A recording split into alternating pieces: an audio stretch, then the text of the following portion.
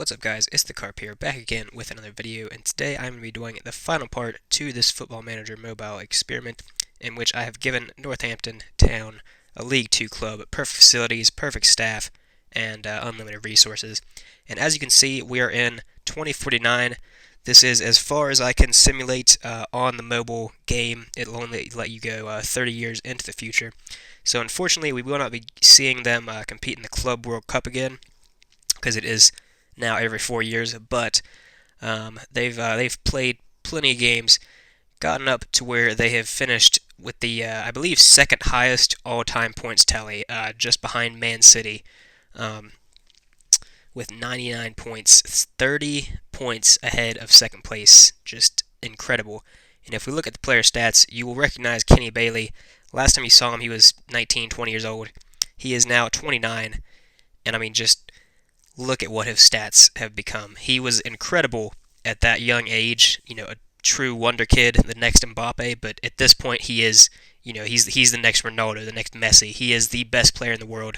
Potentially, I mean, he's not the best player in history, but on stats alone he would be. But if we look at his goal scoring record, he has a case for it, at the very least, with 548 goals and 120 assists in 661 games.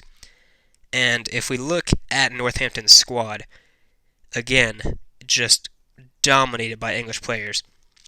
Now, I do have a theory to that, sort of. I only loaded in so that it would be easier to simulate, or simulate quicker. I only loaded in one league, so England is the only playable league in this save. So potentially, because of that, there's sort of less options to pick through in the other leagues. But despite that, I mean, Northampton Town really, with their training facilities and youth facilities, haven't needed to sign anybody. They've had a couple golden generations of talented players. They've made countless profit, and they've created this squad. Pretty much every single player here is from their youth academy, and they're all worth. This guy 230 million. He's worth 228, 222 million. Just incredible players, especially this guy. He's actually probably the second best player in the squad, and he can play. Didn't know he could play as striker. That's interesting. Explains his shooting stats a little bit more, I guess. But again, youth player from Northampton Town. Pretty much every single one of these players. Obviously, someone like this foreign, brought him in, but they bought him in for 24 million when he was pretty young, and even then, he's still a pretty decent player.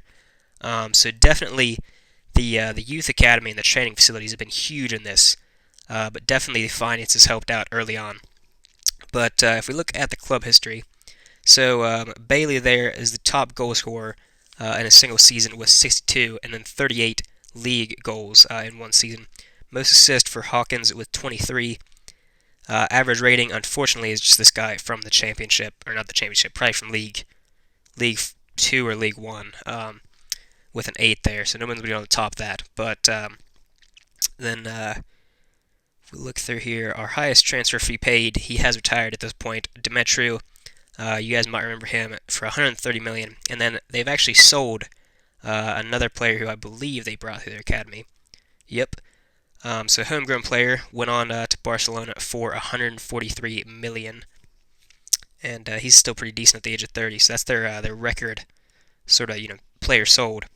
Then if we look at the league history, straight domination, absolutely destroying the English league, winning, let's see, 1, 2, 3, 4, 5, 6, 7, 8, 9, 10, 11, 12 leagues in a row.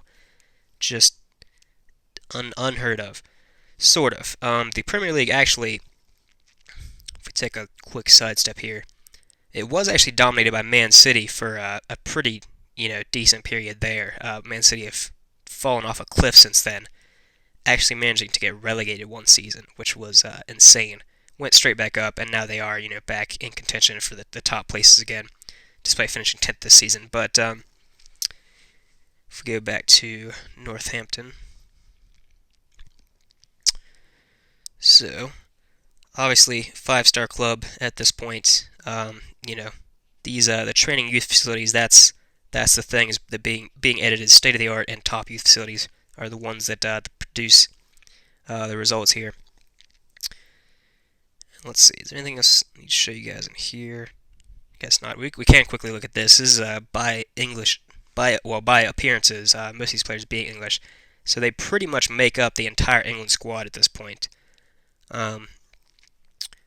We'll go there in a second, but I just want to quickly look at the Premier League.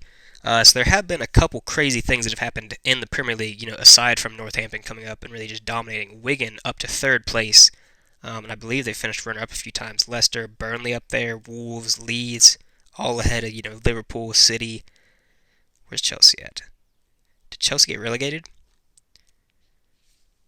Let's find out. This video is going to be a little bit longer just because I want to really go through everything that's sort of remotely interesting here. Chelsea, wow, finishing 5th in the championship this year. That is crazy. I didn't even notice that. Wow, they've been relegated 3 times. Guess I need to pay more attention to Chelsea there. Really crazy stuff from them. But if we look back at the Premier League, just at who has won it in the past. So aside from us, Wolves finishing runner-up twice, Wigan, Norwich in there, Leicester, Wigan again, West Ham a couple of times, West Ham even winning the league. So definitely, this far into the future, kind of around this point-ish is where you sort of stopped seeing the dominance of, I don't want to say the classic top 4, but the top teams in England, your Man Cities, your Liverpools, your Manchester Uniteds, and such. But yeah, just loads of teams really, getting up to the level that you wouldn't quite expect. But that's probably about it for the English League. If we go into sometimes I struggle to navigate these menus. Okay, let's just. Alright, so if we take a look at the Champions League, did Northampton continue their dominance in the English League I'm in the wrong spot, to the Champions League? Sort of. They finished runner-up this most recent season, well, last year, and then they have won it 2 times, and that is unfortunately it for them. So they finished runner-up all the way back in 28-29 against Atletico Madrid, and then another Spanish team, losing out to Valencia, but they did manage to get past Barcelona and Juventus to win 2 Champions Leagues, and that's not too bad when you consider the fact this game starts in, I think, 1819 in 1920, because the 1819 there happened. So, but either way, from then up until their win was about 21 years, 22 years. So 22 years from League 2 to a Champions League title. Not too bad at all. When you consider that even though they did have money to spend, they didn't really spend it, that insanely. They were pretty smart with their money all the way through, and definitely made a transfer profit overall. But so they did manage to win the Champions League a couple times. If we look back at the Europa League, they haven't really been competing in it a lot, but they did win it back in 36-37 and 22-23. So they've got 2 Europa Leagues to their name as well. And then if we look at the Club World Cup, unfortunately, they didn't really manage to break through there. But the Club World Cup, at this point, a pretty prestigious competition, I'd say. Moving it to every 4 years definitely ups the difficulty a hell of a lot. America winning one there, which is interesting. So that's sort of the European competitions. Now, the last thing I want to look at is the World Cup and the Euros and just the international scene. So if we look at the history, France continuing to dominate all the way up until 2038, finishing in every final except for 2022. But then they missed out twice in a row in 42 and in 46. Belgium managing to win their first World Cup title, Spain getting their second, but France with 4 World Cups in 32 years there. And then if we look at the Euros, again, just dominated by France, 3 in a row, and then 2 in a row most recently. So 5 Euros and 4 World Cups in 32 years. Just insane from France.